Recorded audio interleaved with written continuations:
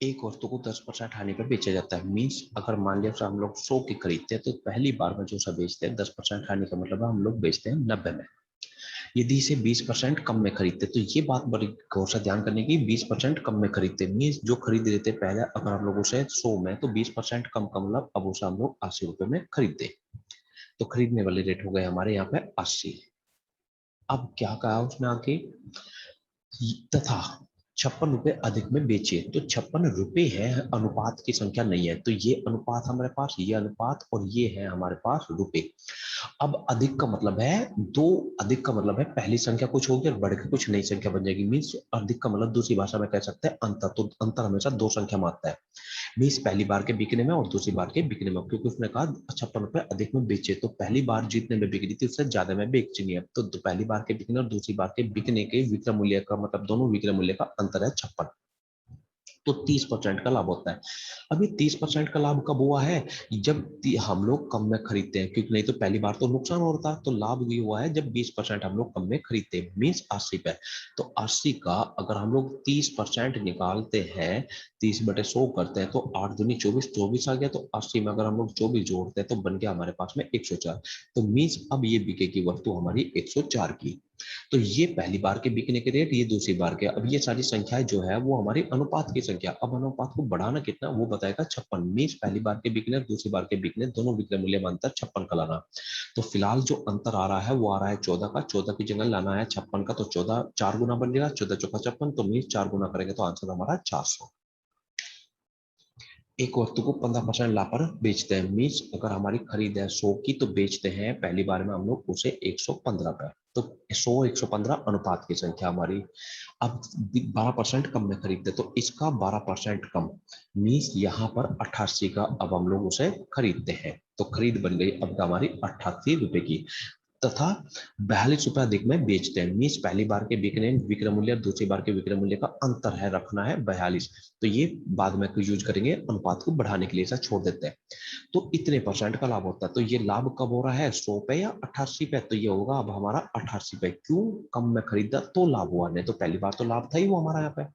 तो जब भी ये हमारा यहाँ पर प्रतिशत बटे में आएगा तो उसको सॉल्व कर लेते हैं। तो 37 सही 1/2% है। तो इसको हम लोग करते हैं यहाँ से 37 दूनी 74 75।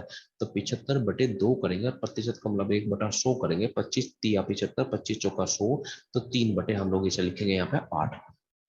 तो अब ये 3/8 किसका कर निकालना है, 88 का निकालना है। मीन्स ये लाभ जो आपका होगा ये इतना लाभ ये इस पे होगा। मीन्स जब हमने कम खरीदा था 88 पे, 88 का 3/8 करेंगे तो मीन्स यहाँ पे आ गया कट का हमारे पास में 11 और तिया 33। तो 33 के लाभ का अगर हम लोग इसे बेचेंगे तो यहाँ पे हमारे पास में आ गई यहाँ पे 121 की। तो अब इस बार बिकेगी वो हमारी 121 की। तो ये दोनों पहली बार और बिक्री बार दूसरी बार का विक्रय मूल्य आ गया हमारे पास में, मीन्स अनुपात आ गए दोनों बार के।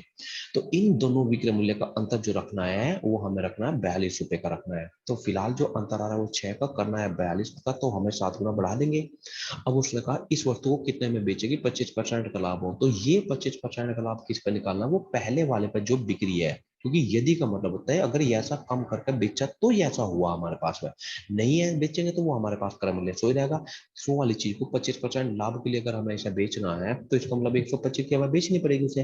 तो अब हमारी ये अनुपात की संख्या हमें पता है 7 गुना बढ़ गई, तो इसको भी 7 गुना बढ़ा के हम लोग यहाँ पर आंसर दे देंगे। समान का, यहाँ पे एक वर्ड चेंज कर लेते हैं हम लोग, एक समान का। एक समान का एक तिहाई भाग। पहले यही वर्ड समझते हैं, एक समान। एक समान से मतलब वो एक वस्तु नहीं है, 1 किलो की नहीं है, 1 रुपए की नहीं है, वो कितने की भी हो सकती है। एक का मतलब है एक प्रकार की वस्तु है, पहले प्रकार की वो हमारी वस्तु है। मीन्स एक प्रकार की, किसी भी प्रकार की। तो का एक तिहाई भाग, एक तिहाई का मतलब है कितने का माल है वो, हम किलो में भी मान सकते हैं अनुपात बनाने के लिए, रुपए में भी मान सकते हैं, कहीं में भी। तो ऐसा मान लेते हैं जिसका एक तिहाई हो जाए, एक चौथाई हो जाए और फिर ये सारे बटे सटे हो जाए। मीन्स हमने ले लिया पहले से ही अपना यहाँ 12 रुपए का हमारा पूरा सामान है। अब इसका एक चौथाई भाग करेंगे तो हम लोगों का 4 का बैठेगा, एक तिहाई करेंगे तो 3 का बैठेगा, 4 और 3 7 हटा दे 12 में से। तो अब हमारे पास बच गया आएगा शेष माल 5 रुपए का। तो 4 रुपए का जो माल है वो हमने बेचा है यहाँ पर 20% लाभ पर, तो इसका 20% अगर हम लोग निकाल लेंगे तो 4 दूनी 8, तो 0.8 का हमारा यहाँ पे बन गया, लाभ बन गया। अब 3 रुपए का लाभ को अगर हम लोग 40% हानि पे बेच दे तो 3 चौक 12 मीन्स 1.2 की हानि हमारी हो गई है। अब 5 रुपए का माल को हम लोग लाभ पे बेचे हानि पे बेचे, वो अभी हमें डिसीजन लेना है कितने परसेंट लाभ हानि पे बेचे की कुल 15% का लाभ हो। अब ये 15% का लाभ जो हमें निकालना है वो पूरे सौदे पे निकालना, मीन्स इस पे निकालना है। तो 12 का अगर हम लोग 15% निकाल लेंगे तो हमारे पास बनता है 12 का 15% निकालने पर बटे 100 करेंगे तो 15 की 12 में गुना करते 180 मतलब 1.8।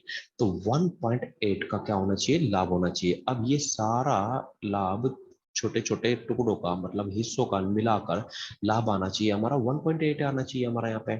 तो 1.2 माइनस का है और 1.8 माइनस प्लस का है हमारे पास में। तो अब हम लोग यहाँ पे क्या करते हैं, तो हमारे पास हो गया -0.4 मीन्स 40 पैसे का तो नुकसान हो लिया।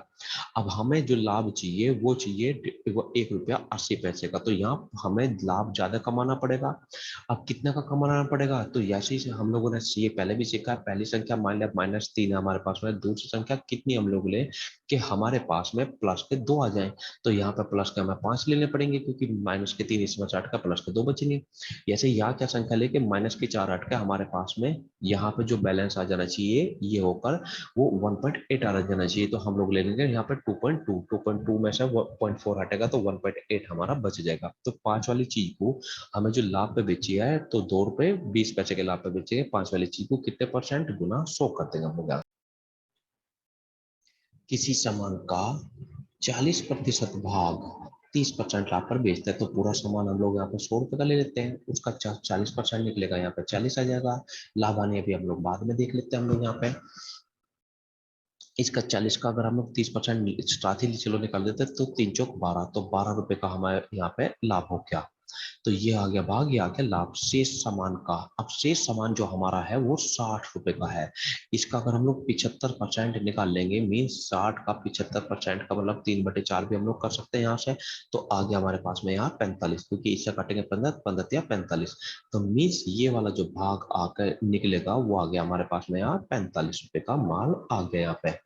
तो 45 रुपए के सामान को अगर हम लोग यहाँ पर, ये 45 है यहाँ पे, 45 रुपए सामान को अगर हम लोग यहाँ पर जो बेचते हैं 20% हानि पे बेचते हैं तो 45 का दुगुना 45 दूनी 90 मीन्स 9 रुपए के नुकसान पे बेचते हैं। तो यहाँ पे नुकसान हो गया हमें 9 रुपए का। शेष माल वगैरह जो हमारा बच गया अगर हम लोग देखेंगे तो 40 का यहाँ 45 का यहाँ 85, तो 15 रुपए का माल हमारे पास शेष बच गया। क्रय मूल्य पे बेचते हैं मीन्स लाभ और हानि क्या होगा यहाँ पे, ना तो लाभ ना हानि मतलब जीरो मिला के।